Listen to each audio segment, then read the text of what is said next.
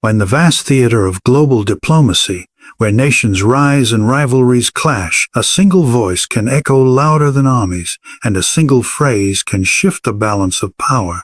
Amidst the corridors of influence, one man's words carved silence across America. This is not the story of confrontation, but of wisdom, strategy, and the power of speech. Let us journey into the moment when India's foreign minister, Dr. S. Jaishankar, uttered two words that stunned the world's greatest power into silence. In the vast and intricate realm of global diplomacy, the world stage often appears as an elaborate theater, where each nation performs its role, balancing between influence, strategy, and survival. At the very center of this theater stands the United States of America, a nation whose dominance has defined international politics for decades. Its reach extends beyond its borders, weaving itself into economies, militaries, and alliances across the globe. To understand the magnitude of what unfolded when two simple words silenced America, one must first grasp the grandeur and weight of the stage upon which it all happened. For America is not merely another participant in the world's diplomatic engagements. It has long styled itself as the conductor of the orchestra, the one setting the tempo while others follow its cues. It carries with it the perception of unmatched strength, a reputation crafted through military might, technological leadership, and an economy that towers over most nations. Diplomacy with America is unlike dialogue with any other nation. Every word uttered before it carries layers of calculation, every pause a measure of respect or defiance, and every silence a message in itself. Over the years, countless leaders have walked into negotiations with the United States armed with careful speeches, rehearsed statements, and strategic concessions, knowing that even the slightest misstep could tilt the balance against them. America's dominance is not merely about weapons or wealth. It is about narrative, the story it projects to the world, that it is the guardian of freedom, the architect of international order, and the voice that others must heed. Yet within this grand narrative lies a fragility, for dominance demands constant reinforcement. The United States thrives not only on its material power, but on the acceptance of that power by others. Every handshake, every summit, every press statement subtly reinforces its position at the top of the hierarchy. And so, when a nation dares to challenge this dominance, even in the subtlest way, the impact resonates far beyond the room where it occurs. To silence America, even for a moment, is to momentarily disrupt a carefully maintained order that has stretched across generations. The stage of global diplomacy, however, is not static. It shifts with the rise and fall of nations, the changing tides of economies, and the evolving aspirations of billions across the planet. New voices emerge, sometimes hesitant, sometimes defiant, and at times remarkably confident. In the last few decades, this shifting stage has begun to accommodate new actors who no longer seek to merely follow the script handed down by the West. Instead, they seek to write their own lines, craft their own roles, and in doing so, redefine the balance of power. Among these nations, India stands tall, not as a challenger in the military sense, but as a voice of reason, resilience, and resolve. In such a setting, the very act of speaking before America becomes symbolic. It is not only about presenting one's national interests, but about demonstrating one's stature, intellect, and dignity before the world. For nations like India, every encounter with the United States on the global stage carries echoes of history, colonial legacies, economic disparities, and the unspoken weight of past hierarchies. To speak with confidence, therefore, is not simply a diplomatic maneuver. It is a reclamation of voice, a declaration that one no longer seeks validation from power, but stands equal in its presence. The dominance of America in diplomacy has often been reinforced by the silence of others. Silence, when born out of fear or deference, strengthens the dominant power, creating an illusion of consensus. But when silence is forced upon the dominant power itself, it reverses the equation entirely. The moment America is silenced, even briefly, the stage of diplomacy transforms. The audience, other nations watching closely, recognizes that power has been balanced, if only for a fleeting instant. It signals that dialogue is no longer one-sided, that the orchestra can indeed play to a different rhythm, and that even the mightiest must pause to listen. This is why the stage of global diplomacy, with America at its center, makes the story of Jaishankar's 2 words so remarkable. To silence a power that has silenced others for decades requires not only courage, but also mastery of timing, tone, and truth. It is on this stage, decorated with the banners of nations and watched by the eyes of the world, that every word carries weight far beyond its syllable. It is here that America's dominance is both displayed and tested, where its ability to command is measured not just by force, but by the responses it evokes. And it is here, in the heart of this grand theater, that an Indian statesman reminded the world that even the greatest power can be rendered speechless by the precision of language and the authority of conviction. India's evolving role as a world power is one of the most remarkable stories of the modern era, a transformation that has unfolded steadily, often quietly, but with undeniable force. For much of the 20th century, India was seen through the lens of its colonial past, its struggles with poverty, and its attempts to navigate the complex landscape of post-independence development. The world largely underestimated the nation, viewing it as a follower rather than a leader, a country defined by its challenges rather than its potential. Yet history, with its subtle but powerful currents, has a way of rewriting perceptions. Over the decades, India has reshaped itself from within, building an identity that commands respect, not merely sympathy, and asserting a voice that refuses to be ignored. This transformation has been neither sudden nor accidental. It has been forged through resilience, the determination of its people, and the vision of leaders who saw beyond the immediate struggles toward the horizon of possibility.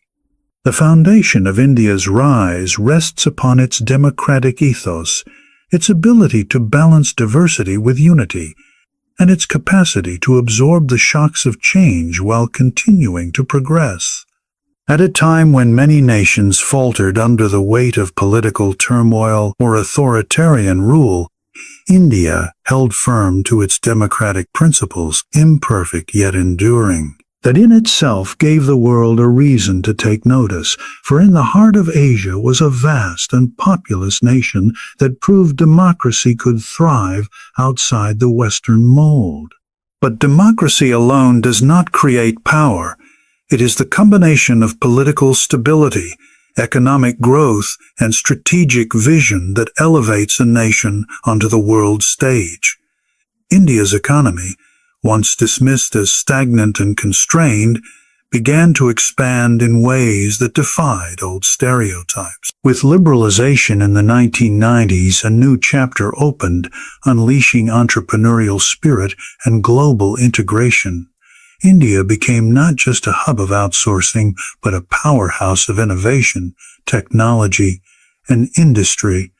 The software corridors of Bengaluru, the scientific achievements in space exploration, and the expanding influence of Indian corporations in global markets signaled that the nation was no longer confined to the shadows of larger powers. It was carving its own path, one that blended tradition with modernity and ambition with pragmatism. As its economic strength grew, so too did its diplomatic stature. Nations began to realize that India's vast market, its skilled workforce, and its strategic location were assets too significant to overlook.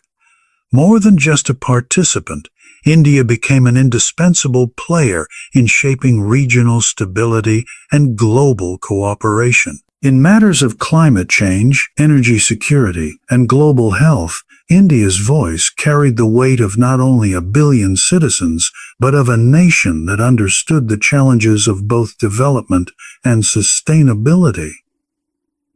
Its ability to bridge the gap between the developed and the developing world gave it a unique role, one that few others could fulfill. India's evolving role is also deeply tied to its cultural influence, a soft power that has spread across continents. Its ancient philosophies, yoga, cinema, cuisine, and art have all contributed to a global familiarity that few nations enjoy. This cultural reach, combined with a growing diaspora that excels in politics, business, science, and the arts, has woven India into the fabric of countless societies worldwide. It is a nation that projects not just economic and political strength, but also a cultural richness that softens its power, making it more relatable, more human, and therefore more enduring. Yet perhaps the most significant marker of India's evolving role lies in its approach to power itself. Unlike empires of the past or superpowers of the present, India has sought not to dominate but to balance, not to impose but to engage. Its diplomacy is rooted in dialogue, its strategy in patience, and its strength in moral conviction. In a world often fractured by aggression and mistrust, this approach stands out, offering an alternative vision of leadership, one that commands respect without demanding submission. This rise has not gone unnoticed. America, China, Europe, and nations across Asia and Africa increasingly acknowledge that India is no longer a voice from the periphery, but a central actor in shaping the future. Its decisions carry weight in global forums, its partnerships are courted by major powers, and its stance on international issues often becomes a reference point for others. What makes this evolution even more profound is that India's rise has been achieved without colonization, without waging expansionist wars, and without succumbing to the temptations of authoritarian shortcuts. It has been a rise built on ideas, on resilience, and on the steady assertion of a national identity that refuses to be diminished. Thus, when Jaishankar speaks on the global stage, his words carry not only the authority of an individual statesman, but the weight of a nation that has earned its place through decades of perseverance. India's evolving role as a world power provides the context that makes his two words so impactful. They are not spoken from the margins, but from the center, from a nation that has grown into its strength and learned to wield it with clarity and confidence. The personality and precision of Dr. S. Jaishankar formed the cornerstone of his influence on the global stage, setting him apart as one of the most formidable diplomats of the modern era. In a world where diplomacy often relies on subtle maneuvering, half-spoken promises, and carefully disguised intentions, Jaishankar represents a rare blend of clarity, intellect, and composure.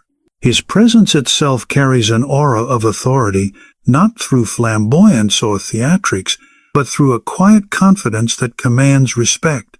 Every gesture, every word, and every pause in his speech reflects years of experience, deep study, and a mastery of the art of international engagement.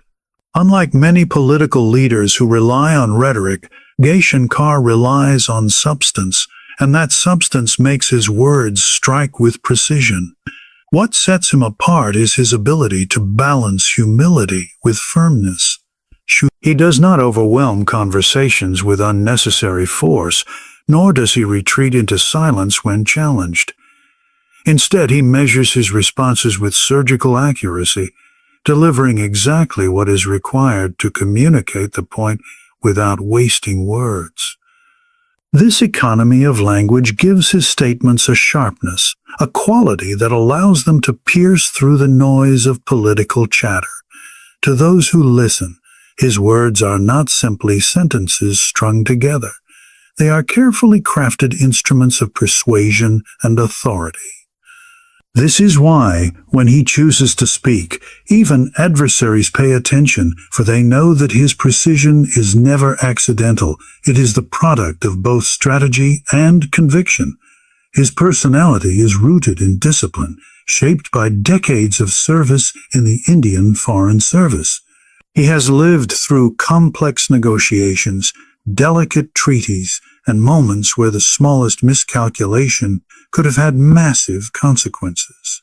This background has given him a unique calmness under pressure, the ability to maintain composure even when confronted by the most aggressive questions or hostile situations. Where others might falter or resort to defensive justifications, Jaishankar maintains poise, responding with logic and confidence that leaves little room for rebuttal. His sharp intellect is evident not only in his knowledge of geopolitics, but also in his ability to frame arguments that resonate beyond the immediate moment. What makes his precision particularly effective is his deep understanding of history and context. He does not approach international relations as isolated incidents, but as part of a long continuum where every decision is shaped by centuries of culture, politics, and power. This historical awareness allows him to draw connections that others often overlook, strengthening his arguments and grounding them in a larger narrative. His personality reflects not only the pragmatism of a career diplomat, but also the philosophical depth of someone who sees the world in patterns rather than fragments. In doing so, he brings to the table not just the voice of a politician, but the weight of a statesman. At the same time, Jaishankar's precision is sharpened by his ability to communicate in a manner that is direct yet diplomatic. He has mastered the rare skill of saying hard truths without unnecessary aggression, a quality that makes his words both impactful and palatable. In an age where global leaders often fall into extremes, either too blunt or too evasive, his style creates a middle ground that resonates widely. He can silence criticism without raising his voice, disarm opponents without humiliation, and assert India's position without unnecessary provocation. This balance between firmness and finesse is central to his diplomatic personality, and one of the key reasons why his two words carried such immense power. It is also important to note the intellectual confidence that underpins his personality. Jaishankar speaks with the authority of knowledge, not the arrogance of power. He does not rely on slogans or emotional appeals. Instead, he draws strength from facts, logic, and clarity of thought. This makes his arguments difficult to dismiss, for they rest on substance rather than spectacle. His academic grounding, combined with real-world experience, creates a fusion of theory and practice that few diplomats achieve. This intellectual edge ensures that when he speaks, his words resonate not only with politicians but also with scholars, analysts, and ordinary citizens who recognize the depth of what is being said. Beyond his intellect and composure, his personality carries a sense of national pride that never crosses into arrogance. He embodies the confidence of a nation that has arrived on the world stage, not demanding recognition, but expecting it as a rightful position earned through progress and perseverance. His words often reflect this quiet assurance, reminding the world that India is not seeking to prove itself, but to assert its rightful place. This combination of humility and pride, restraint and strength, intellect and precision, makes him a unique figure in the global arena. Ultimately, Jaishankar's personality and precision illustrate that true power in diplomacy does not come from volume, threats, or dominance. It comes from the ability to communicate with clarity, to strike with words that are sharp yet measured, and to embody a presence that others cannot easily dismiss. His 2 words that silenced America were not accidental. They were the culmination of a personality shaped by discipline, an intellect honed by years of study, and a precision refined through countless engagements on the global stage. The weight of timing in diplomatic speech is often underestimated, yet it remains one of the most decisive factors in determining the impact of words on the world stage. Diplomacy is not only about what is said, but also when it is said, and in whose presence it is delivered. A single statement spoken too early can be dismissed as irrelevant, while the same statement delivered at the exact moment when tensions or expectations are at their highest can alter the course of dialogue entirely. Timing in diplomacy is akin to rhythm in music. Without harmony, the notes lose their power, but when struck at the perfect instant, they resonate deeply and leave a lasting impression. In the realm of international relations, timing carries layers of significance. Global events are constantly in motion, shaped by crises, elections, economic shifts, and public sentiment. To speak without awareness of this context is to risk irrelevance. Yet to position words within these shifting tides demonstrates mastery, for it shows not only awareness of the moment, but also the foresight to shape what follows. Jaishankar's 2 words that silenced America did not emerge in a vacuum. They were delivered in a context where power, expectation, and global scrutiny converged. The timing of his statement transformed it from a remark into a moment that carried a force far beyond the syllables themselves. The art of timing begins with listening. Diplomats who command respect are those who understand that silence can often be as powerful as speech.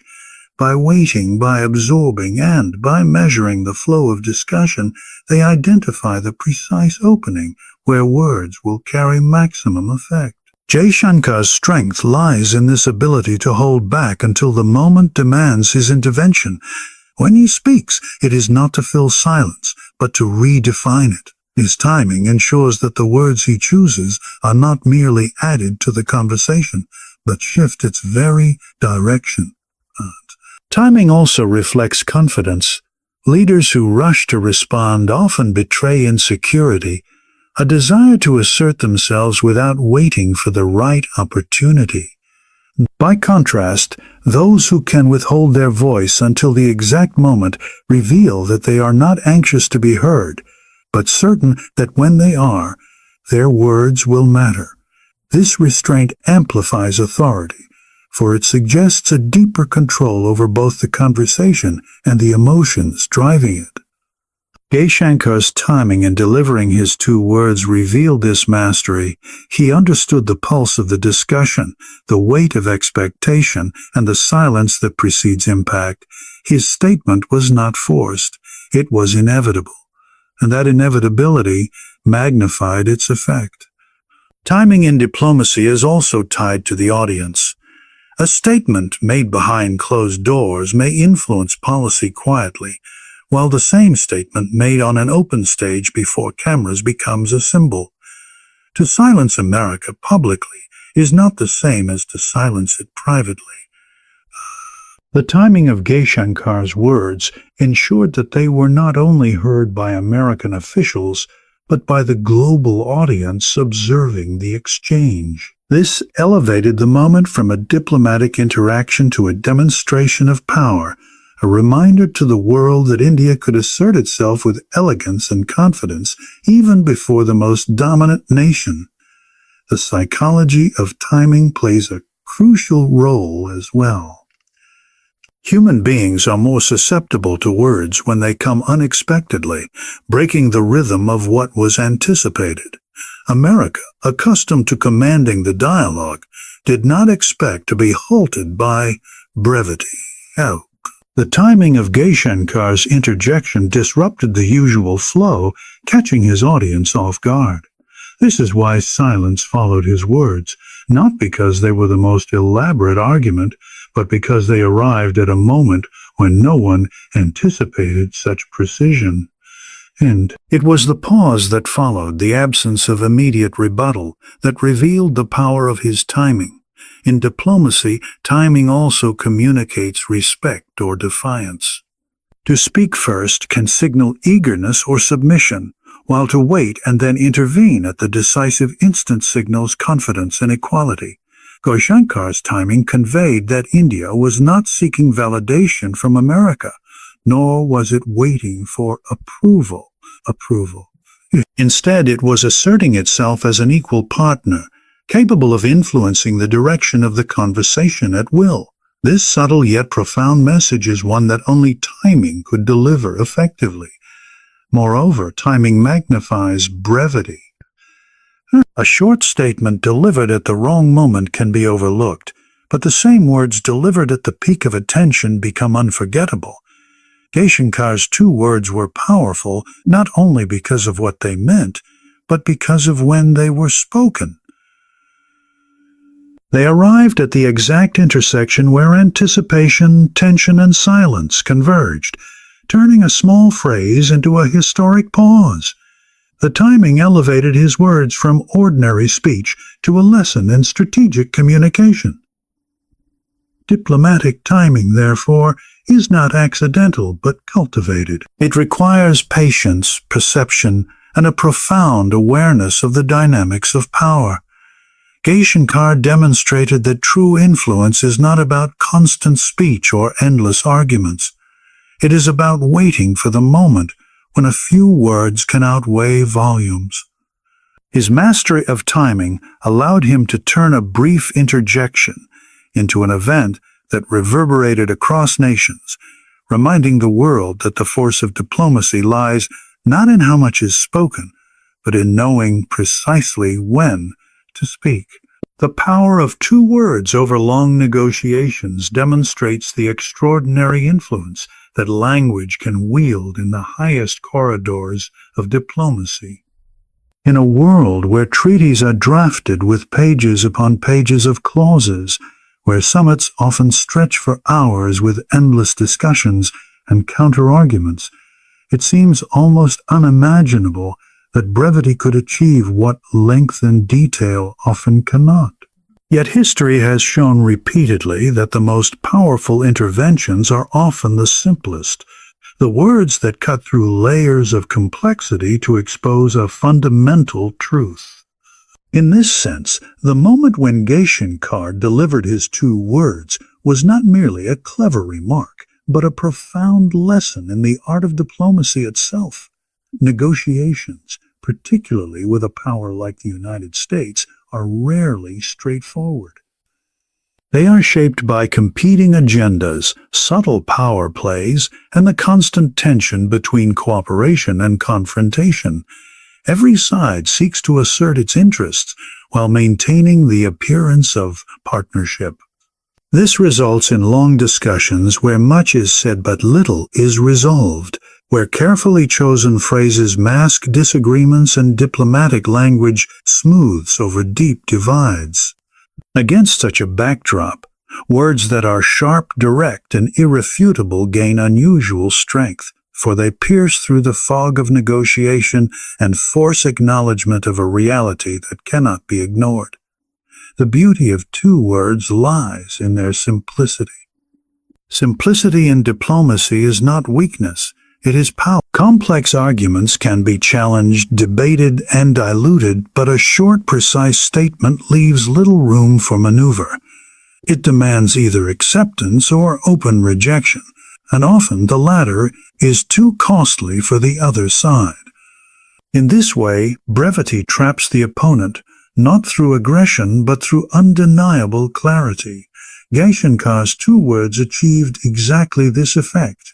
They condensed India's position into a form so compact and so undeniable that even America, with all its rhetorical power, found itself silenced. Long negotiations often become arenas of performance, where participants speak as much for the audience beyond the room as for those seated around the table. Words are layered with diplomatic polish, calculated to protect reputations and avoid offense. But in such settings, the rare moment of blunt truth carries even greater weight. When two words cut through the rehearsed exchanges, they disrupt the performance itself, reminding everyone that beyond politics and posturing lies a reality that cannot be ignored. This disruption is precisely why those words lingered, echoing louder than the countless sentences that had been spoken before them. The effectiveness of two words also reflects confidence in one's position. To reduce an argument to such brevity is to demonstrate certainty, a refusal to over-explain or justify. Nations that lack confidence tend to hide behind lengthy explanations, hoping that sheer volume will compensate for weakness. By contrast, a nation that can assert itself with only two words shows that it does not need to persuade through elaboration. Its stance is strong enough to stand on its own. This psychological advantage is immense, for it signals to the opponent that the speaker is not merely participating in the negotiation, but redefining its very terms. The resonance of such brevity is magnified by the silence that follows. After hours of exchanges, after long discussions weighed down by detail, the sudden interruption of two words creates a vacuum, and in that vacuum, the power of the statement expands. Silence becomes the confirmation of impact, the unspoken acknowledgement that the words have struck their mark. It is in this silence that the true authority of the speaker is revealed, for power in diplomacy is often measured not by how much one speaks, but by how effectively one compels others into silence. There is also a symbolic dimension to the power of two words. They represent the triumph of clarity over complexity, of conviction over hesitation. They suggest that in the end, global politics is not solely about the endless weaving of narratives, but about the ability to state truths that resonate across boundaries. Such moments remind the world that diplomacy, for all its intricacies, is still a human interaction where authenticity and precision matter more than performance. The two words that Jaishankar spoke symbolized not just India's position, but India's confidence as a rising power. They captured, in a moment, the essence of a nation that no longer needed to explain itself endlessly to the West, that no longer sought approval, but that instead could assert itself with the authority of equals. The fact that such brevity carried more force than extended arguments demonstrated the shifting balance of power in global affairs. India's voice had grown so sure of itself that it could silence America with nothing more than a phrase. The power of two words over long negotiations also offers a lesson for communication beyond diplomacy. It illustrates that in an age saturated with information and rhetoric, clarity and brevity cut through the noise. In boardrooms, classrooms, and public debates, the ability to condense thought into its purest form remains the most powerful tool of persuasion. Jaishankar's two words were not simply a diplomatic triumph. They were a universal reminder that the sharpest weapons in speech are often the fewest. Andikio. America's reaction silences acknowledgement reveals a truth about power that is often overlooked. Sometimes silence speaks louder than words, louder even than resistance or rebuttal. In diplomacy, where every gesture is scrutinized, where the weight of a single word can reverberate across continents, silence is never empty. It is loaded with meaning, an involuntary admission that the opposing argument cannot be countered, or that to respond would risk exposing weakness. When America, a nation accustomed to speaking with authority and seldom confronted with silence of its own, paused in the aftermath of Jaishankar's 2 words, the pause itself became history. To silence America is no small feat. For decades, the United States has projected itself as the final voice in global discussions, the nation whose statements carry the expectation of being echoed or challenged, but never ignored. It is a country that thrives on articulation, on framing narratives, on asserting leadership through constant commentary. At summits, at press briefings, at international forums, America has rarely left a vacuum. When it is silent, the world pays attention, for such moments are exceedingly rare. And that Jaishankar's words achieved this moment of stillness reflects not just the content of what he said, but the force behind it, the precision with which it was delivered, and the undeniable truth it carried. Silence in this context is not a void, but a form of acknowledgement. It acknowledges that the point made was unanswerable within the boundaries of reason or fairness. It acknowledges that any attempt to counter would risk sounding hollow or defensive. It acknowledges, perhaps most importantly, that a new balance of power has emerged, one in which America is no longer the sole conductor of the global orchestra. By saying nothing, America said everything. It admitted the legitimacy of India's stance without uttering a single word. This reaction is powerful precisely because it contrasts with America's usual behavior.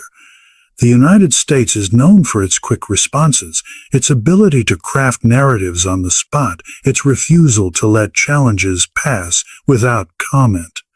To remain silent in such a moment is out of character, and therefore more revealing than any statement could have been. The silence was not indifference. It was recognition.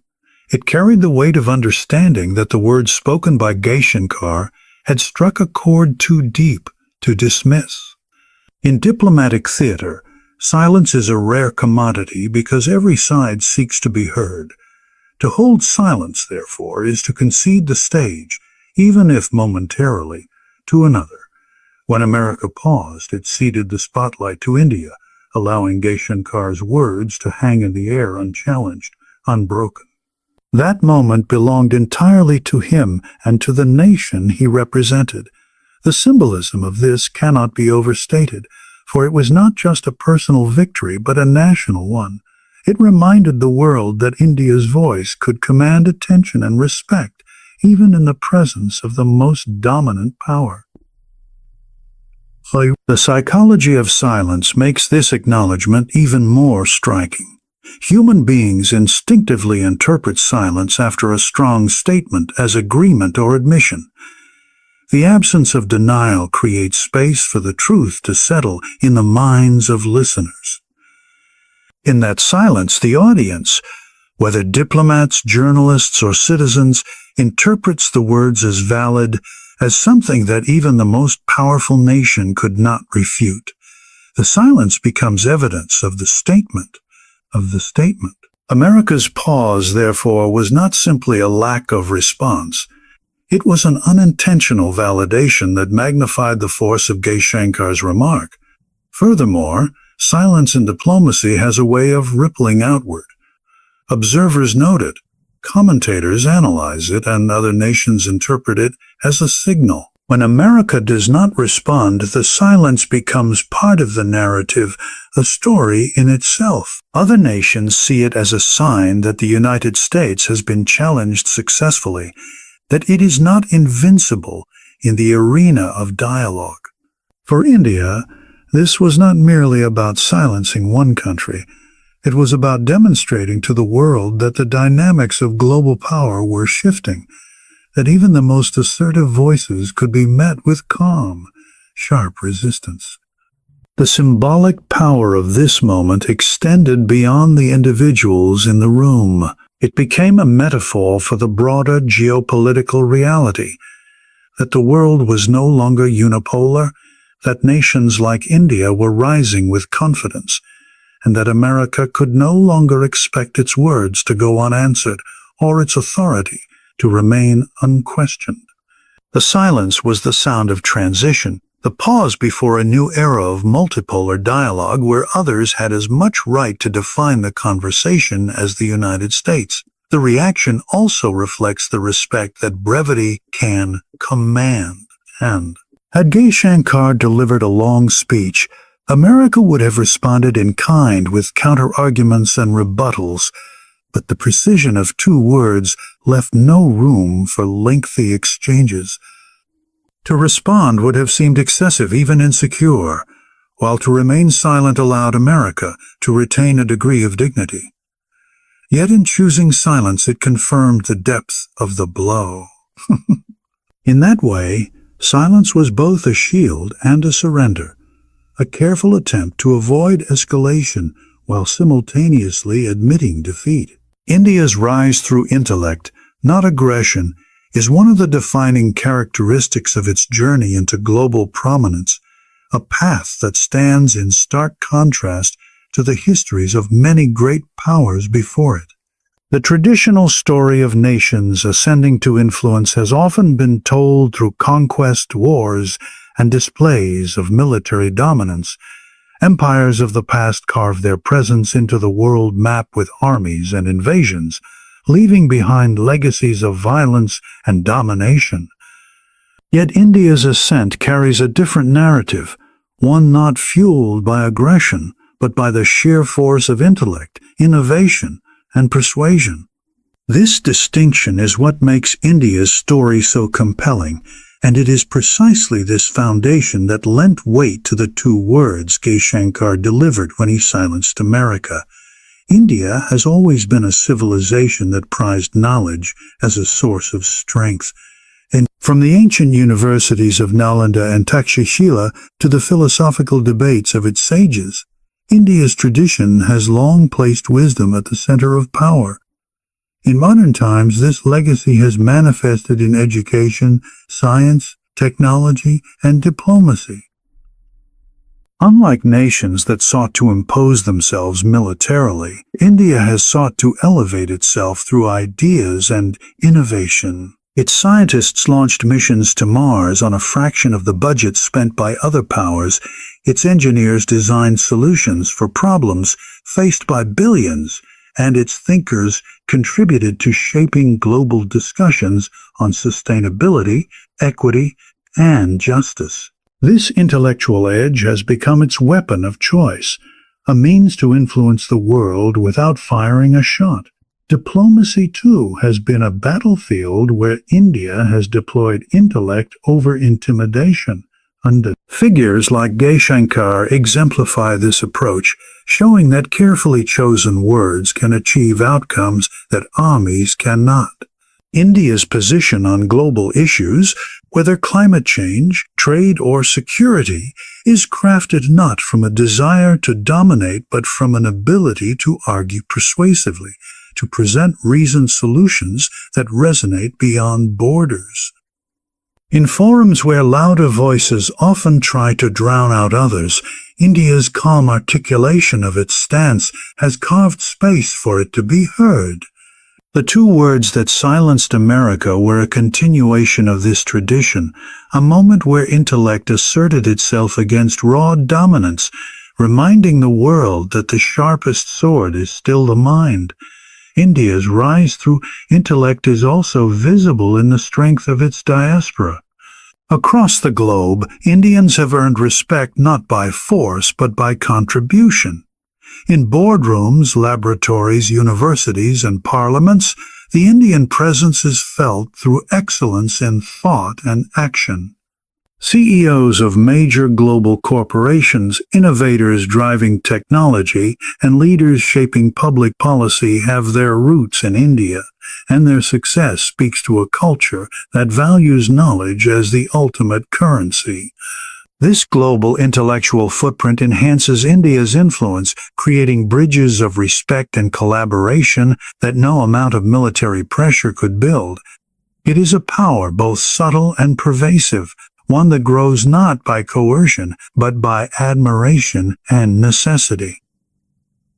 The contrast with aggression becomes sharper when one considers India's geopolitical choices. Despite being a nation with one of the largest standing armies and nuclear capabilities, India has consistently projected itself as a responsible power, using its strength not for expansion but for protection and deterrence.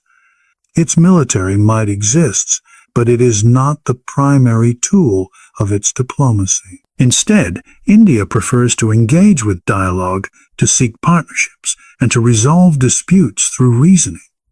This choice has reinforced its image as a nation that leads with wisdom, not with intimidation, making its influence more sustainable and respected in the long run. The emphasis on intellect over aggression also shapes India's moral authority. In a world weary of wars, where the consequences of conflict have left deep scars, India's approach offers a refreshing alternative. It shows that a nation does not need to conquer others to rise. It can rise by elevating itself and inspiring others. This moral dimension adds credibility to its voice in international discussions, giving weight to its arguments because they are not tainted by histories of domination. Jaishankar's ability to silence America with just 2 words was not merely a personal victory. It was the culmination of a national philosophy that believes intellect can be a greater force than intimidation. The story of India's rise through intellect is also a lesson in patience. Aggression often seeks immediate results, victories won on battlefields or through coercion. Intellect, on the other hand, plays the long game. India has invested in education, innovation, and diplomacy for decades, slowly but surely building a foundation that today supports its global stature. This patience has paid off, giving it a voice that cannot be dismissed as temporary or opportunistic. Instead, it is seen as enduring, rooted in depth, and reflective of a nation that understands the complexities of the modern world.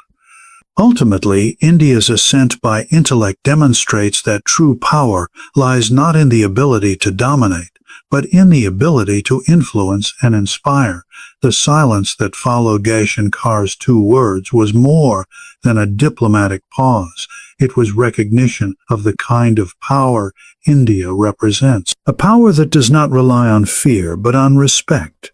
A power that is not imposed, but acknowledged. A power that grows not from the destruction of others, but from the elevation of ideas.